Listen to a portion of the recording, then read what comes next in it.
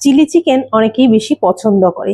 ভাত বা রুটির সাথে চিলি চিকেন খাওয়া যায়। আজকে ঘরোয়া পদ্ধতিতে একদম তেল মশলা কম দিয়ে বানানো চিলি চিকেন। সবার প্রথমে আমি চিকেনগুলো টুকরো টুকরো করে কেটে নিয়েছি। তার মধ্যে আদা, রসুন, কাঁচা লঙ্কা পেস্ট করে নিয়েছি।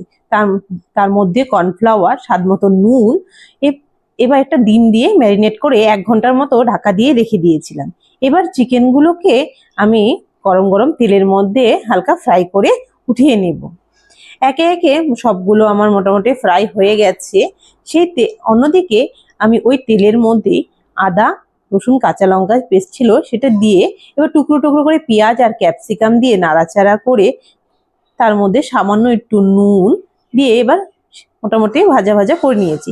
তার মধ্যে একে একে দিয়ে দিচ্ছি টমেটো সস, চিলি সস, 1 চামচ সয়া সস ও 1 চামচ ভিনিগার দিয়ে নাড়াচাড়া করে এবার ভেজে রাখা চিকেনগুলো দিয়ে কিছুক্ষণ নাড়াচাড়া করব।